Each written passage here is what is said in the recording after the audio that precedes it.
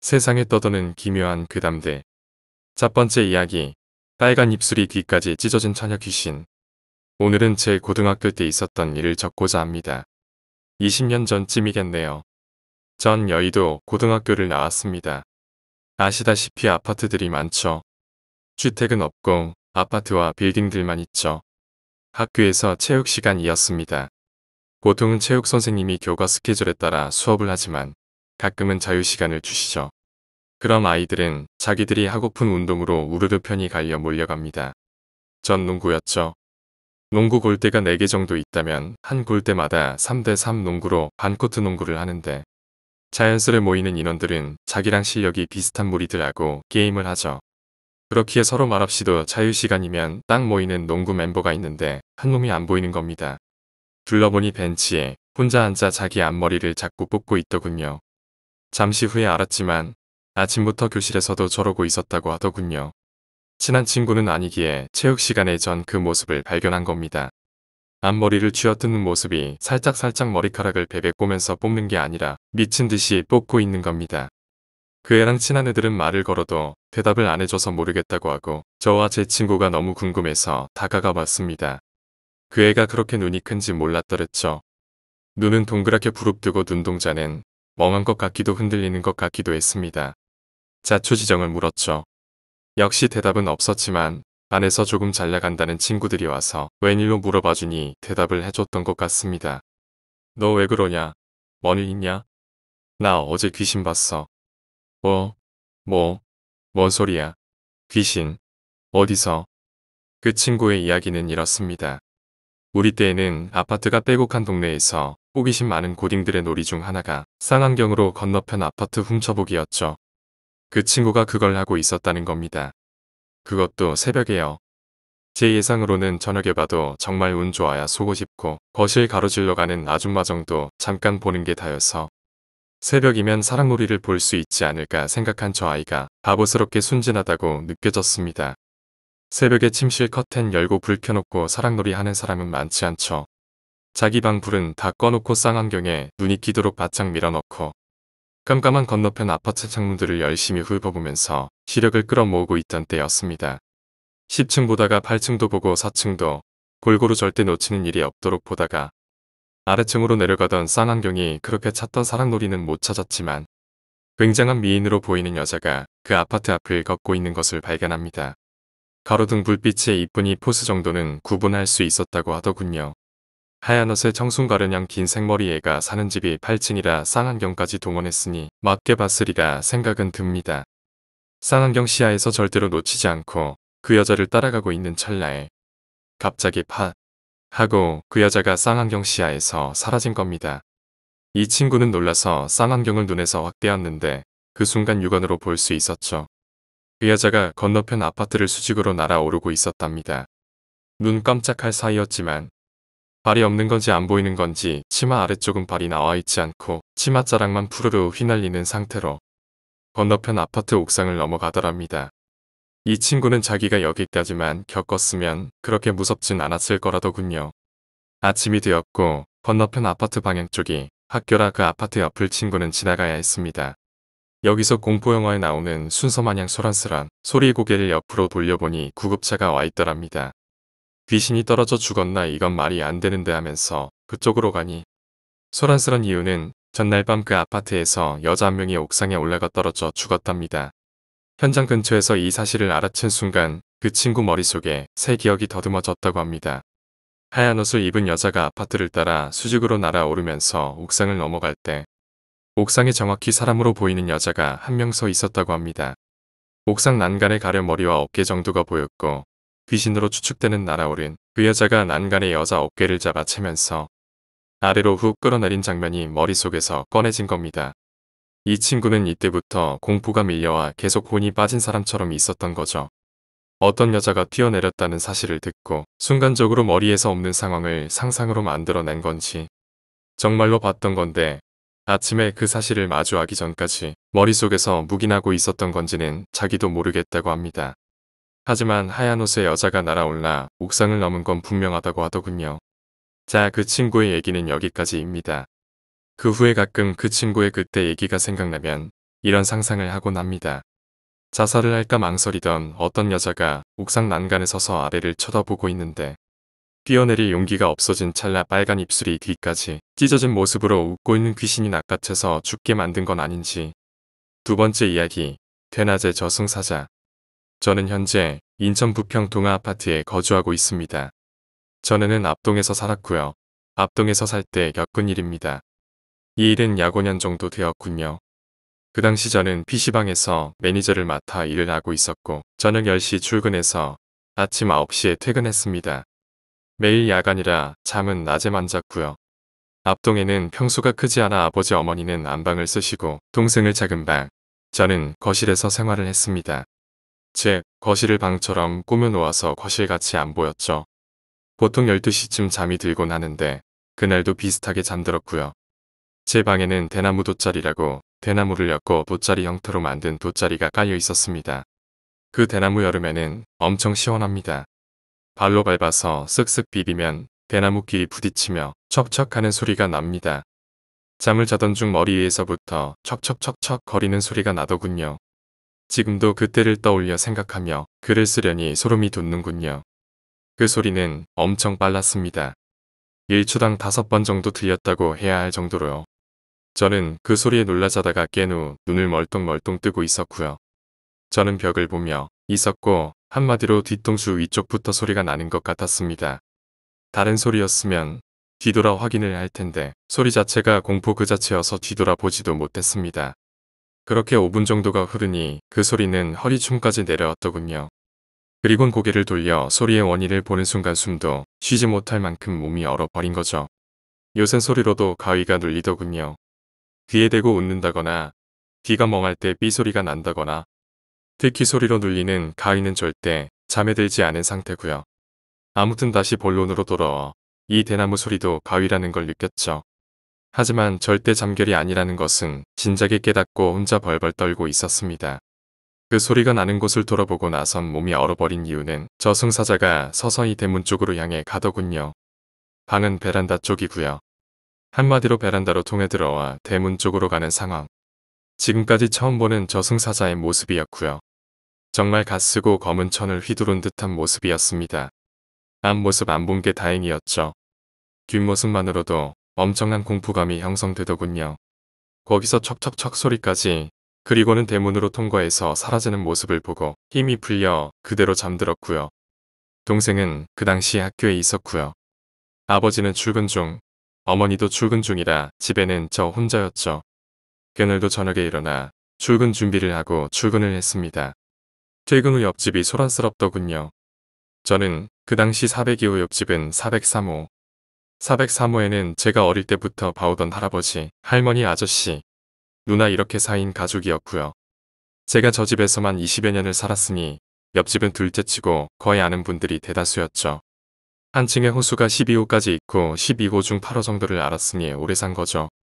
옆집이 소란스럽던 이유는 할아버지께서 돌아가셨던 거고요.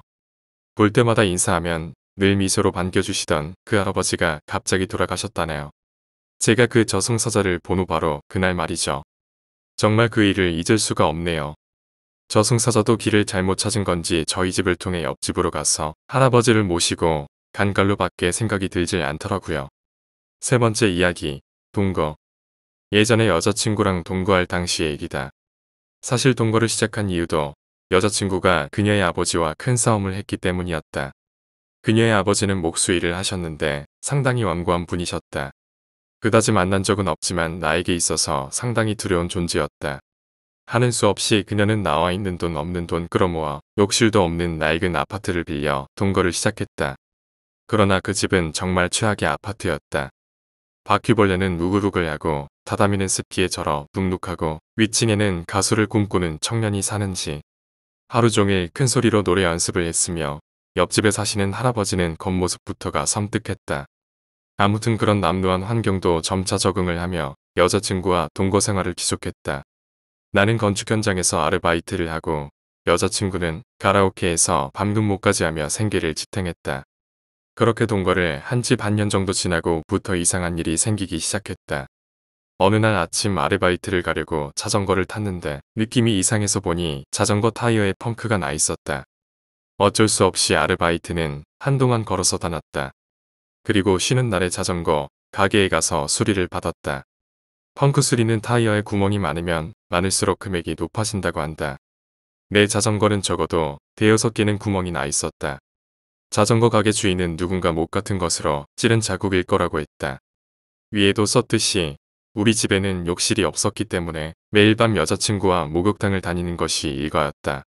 자전거를 수리한 뒤 여자친구를 태우고 목욕탕에 갔다가 씻고 나와 자전거를 탔는데 느낌이 이상했다. 확인해보니 아니나 다를까 펑크였다. 자전거 가게 수리를 맡기러 가서 확인해보니 엄청난 수의 구멍이 뚫려 있었다. 어느 날은 여자친구가 내 자전거를 타고 마트에 갔다가 장을 다 보고 나와보니 펑크가 나 있기도 했다. 내가 자전거를 지하철역 앞에 세워놓고 친구를 만났다가 돌아오니 펑크가 난 적도 있었다. 하도 빈번히 펑크가 나다 보니 타이어는 이미 손을 댈 수 없을 정도로 너덜너덜해져 있었다. 자전거 가게 주인 말에 따르면 앞뒤 바퀴 둘 다 새 걸 다는 것보다 차라리 자전거를 새로 사는 편이 낫다고 했다. 그런 식으로 나는 자전거를 새로 사고 다시 펑크 공세에 시달리다가 다시 새 자전거를 사는 것을 반복하다 어느덧 자전거를 세 대째 갈아치우게 되었다. 도대체 누구 짓인지는 모르지만 무차별적 장난이라고 치기에는 당하는 횟수가 너무 많았다. 누군가 우리를 스토킹이라도 하지 않는 이상 이렇게 우리 자전거만 집중해서 노릴 리가 없다. 나와 여자친구의 짜증은 거의 극에 달했다. 위층에 살던 가수 지망생, 옆집에 사는 섬뜩한 노인, 의심의 의심은 꼬리를 물었다. 무엇보다도 결정적 사건은 여자친구와 여행을 갔을 때였다. 렌트카를 빌려서 둘이서 멀리 여행 갔다 돌아오는 길이었다. 휴게실에서 밥을 먹고 차에 탔는데 이상하게 기오는 느낌이었다. 설마 하며 내려서 자동차 타이어를 확인해 보니 오른쪽 앞바퀴와 뒷바퀴에 펑크가 나 있었다. 화가 나기는커녕 무섭기까지 했다. 우리 여행 계획은 어떻게 알았으며 단지 바퀴를 펑크내고 싶다는 일념으로 여기까지 쫓아온 건가? 집념도 보통 집념이 아니었다. 도대체 우리가 무슨 짓을 했길래 이렇게 원망을 받는 것일까? 도청기라도 설치되어 있나 싶어 여자친구와 집안 콘센트는 전부 분해해서 뒤져보았지만 도청기 같은 것은 물론 발견되지 않았다. 그러던 어느 날 나는 건축 현장에서 아르바이트 하던 중 부상을 입었다. 미처 못을 보지 못하고 힘껏 밟아버린 것이다. 곧장 병원에 가긴 했지만 못이 녹슬어질 가능성도 있고 해서 상당히 거한 의료 조치를 받았다. 집으로 돌아가 여자친구에게 말하자 대번에 얼굴이 어두워졌다. 만약 타이어라고 치면 펑크가 난 상황인 거네. 나는 그녀의 말을 듣고 처음으로 나의 상처와 펑크 사건들을 연관지어 생각하게 되었다. 그럴 거라고까진 생각지도 못했다. 하지만 만에 하나 정말로 내가 그 펑크 사건들의 일환으로 다친 거라면 범인은 인간이 아닌 존재인 건가?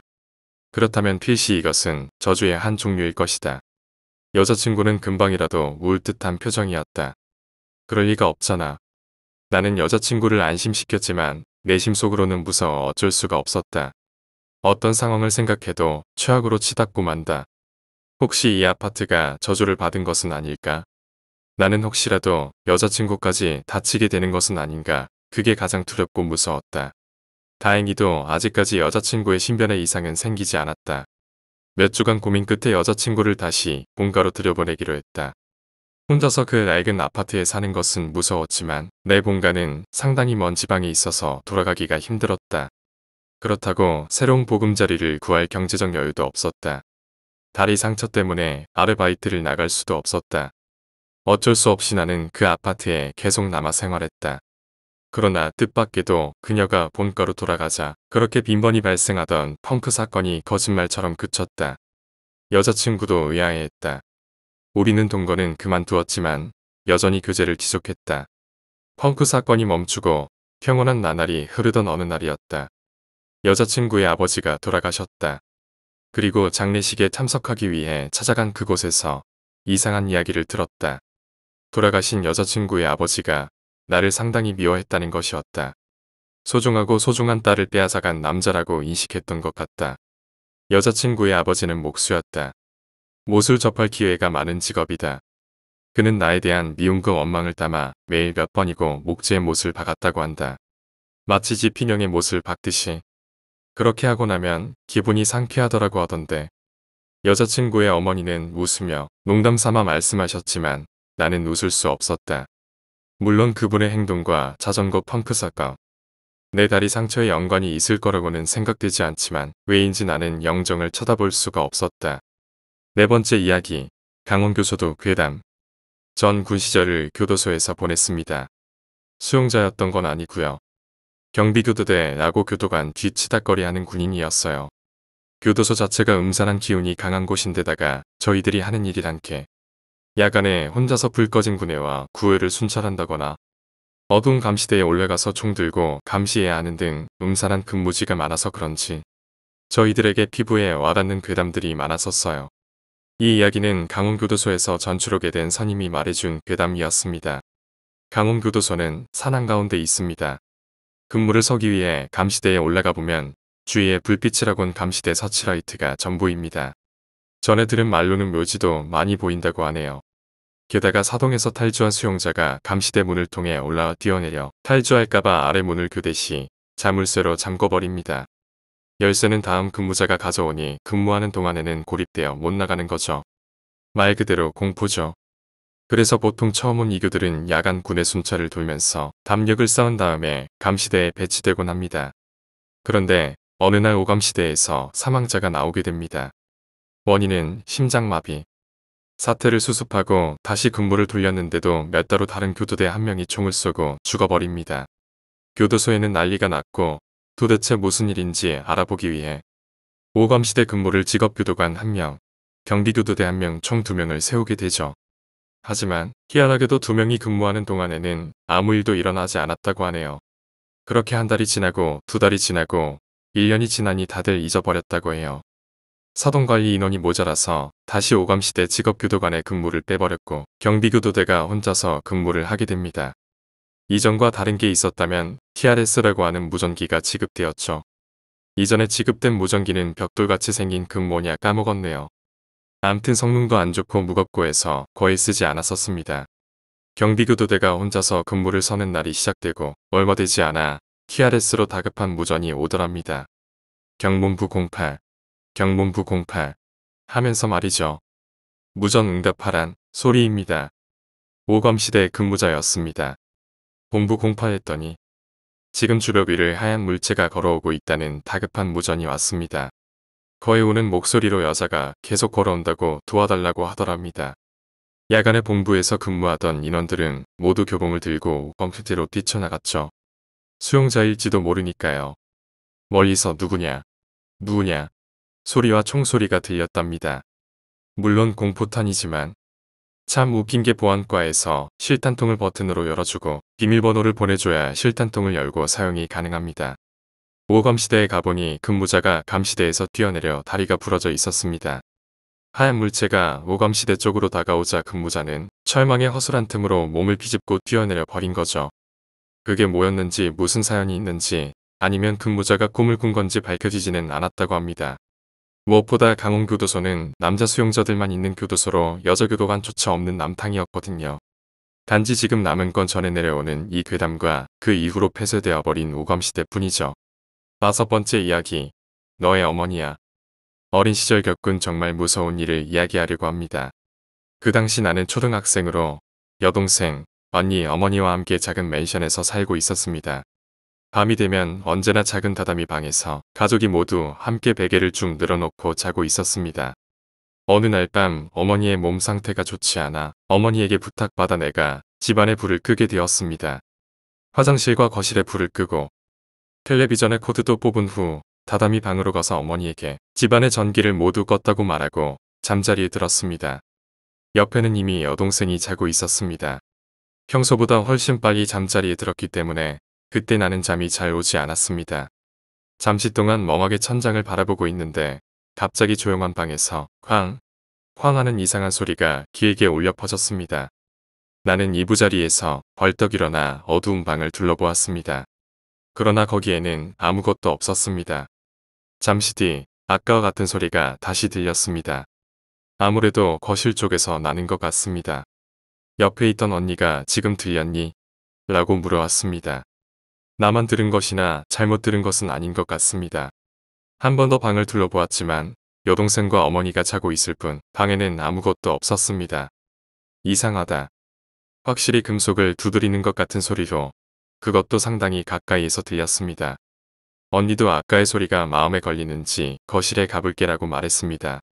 나도 언니와 함께 침실에서 나가 어두운 거실로 갔습니다. 그리고 부엌 쪽에서 살짝 거실을 보았습니다. 거기에서 우리들은 보아버린 것입니다. 거실의 중앙에 있는 테이블, 언제나 우리들이 식사를 하거나 둘러앉아 단란하게 이야기를 나누는 곳. 그 테이블 위에 사람이 앉아 있는 것입니다. 이쪽을 향해 등을 돌리고 있어 얼굴은 보이지 않습니다. 그러나 허리 부근까지 길게 자라 있는 머리카락, 호리호리한 체격, 입고 있는 흰 기모노를 보아 여자라는 것은 알 수 있었습니다. 나는 소름이 끼쳐 언니 쪽을 보았습니다. 언니는 나의 시선은 알아차리지 못하고 그 여자만을 열심히 보고 있었습니다. 그 여자는 어두운 거실에서 등을 곧게 편 채 테이블 위에서 정좌를 하고 조금도 움직이지 않았습니다. 나는 무서운 나머지 몸이 덜덜 떨리기 시작했습니다. 목소리를 내면 무서운 일이 생길 것 같아 겨우겨우 참았습니다. 그 여자는 이쪽을 뒤돌아볼 기색도 없이 단지 정좌를 하며 우리들에게 그 흰 등을 보이고 있었습니다. 나는 마침내 도저히 참을 수 없게 되어 으아 하고 큰 소리로 외치며 침실로 뛰어들었습니다. 어머니를 억지로 깨우고 거실에 사람이 있어 라고 큰 소리로 울부짖었습니다. 어떻게 이런 밤중에 그럴 수 있니? 투덜거리는 어머니를 데리고 거실로 데리고 갔습니다. 거실에 불을 켜보니 언니가 테이블 옆에 서 있었습니다. 아까 그 여자는 어디에도 보이지 않습니다. 테이블 위도 깨끗이 정리되어 아무것도 없었습니다. 그러나 거기에 있었던 언니의 눈은 텅 비어 있었습니다. 지금도 확실하게 그때 언니의 표정을 기억하고 있습니다. 나와 다르게 언니는 무서워하지도 않았고 테이블 위면을 가만히 보고 있었던 것입니다. 어머니가 언니에게 무슨 일이 있었냐고 물어보니 저기에 여자가 있었어요 라고만 말했습니다. 어머니는 이상하다는 표정을 짓고 테이블을 보고 있었습니다. 빨리 자거라라고 말하셔서 우리 세 사람은 침실로 되돌아왔습니다. 나는 이부자리 안에서 생각했습니다. 그 여자를 보고 소리치고 침실에 가서 어머니를 일으켜 거실에 데리고 온 잠시 동안 언니는 거실에서 쭉 그 여자를 보고 있던 것일까? 언니의 모습은 어딘가 이상했습니다. 무언가 무서운 것을 본 걸까? 그리고 다음날 언니에게 물어보았습니다. 언니, 어젯밤에 말이야. 그렇게 물어도 언니는 아무것도 대답하지 않았습니다. 고개를 숙이고 침묵할 뿐. 나는 끈질기게 질문했습니다. 그러나 언니는 작은 목소리로 중얼거렸습니다. 내가 큰 소리로 소리쳤기 때문에. 그 이후 언니는 나에 대한 애정이 식었습니다. 말을 걸면 언제나 밝게 대답해 주었는데 무시해버리는 일이 많아졌습니다. 그리고 그때의 일은 다시는 말해주지 않았습니다. 아마 그때 내가 외친 소리로 저 여자는 언니 쪽을 돌아본 것 같습니다. 언니는 여자와 눈이 마주쳐버린 거겠죠. 분명 상상하기 힘들 정도로 무서운 것을 보아버린 것 같습니다. 그렇지만 시간이 지남에 따라 차차 그런 것도 잊어갔습니다. 중학생이 되어 고등학교 입시를 눈앞에 두게 된 나는 매일 내 방에서 열심히 공부를 했습니다. 언니는 다른 지역의 고등학교에 진학해 기숙사에 들어가 집으로 오는 일은 좀처럼 없었습니다. 어느 밤 늦도록 책상 앞에 앉아 있는데 문 쪽으로부터 노크와는 다른 무언가의 소리가 들렸습니다. 상당히 희미한 소리입니다. 금속을 두드리는 듯한 소리. 그것이 무엇인지 기억한 나는 전신에 바짝 식은 땀이 흐르는 것을 느꼈습니다. 저 소리는 분명 어릴 때의 그것이다. 또 울렸습니다. 문의 반대편에서 아까와 똑같은 금속 소리. 나는 무서운 것을 참을 수 없게 되어 여동생 방 쪽에 벽을 치면서 어서 일어나 라고 외쳤습니다. 그러나 여동생은 이미 자고 있는지 아무런 반응도 없었습니다. 어머니는 최근 계속 일찍 잠자리에 들고 계십니다. 즉 집안에서 이 소리를 듣고 있는 것은 나쁜 혼자서 어딘가에 동떨어져 있는 기분이 되었습니다. 그리고 다시 한번 그 소리가 나는 결국 그 소리가 어디에서 울리는 것인지를 알았습니다.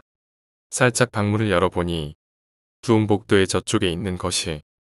거기에는 커튼 사이로 새는 창백한 빛으로 어렴풋이 비추고 있었습니다. 구업 쪽에서 거실을 바라보니 테이블 위에는 그 여자가 있었습니다. 어릴 때 언니와 함께 보았던 기억이 급속히 되살아났습니다.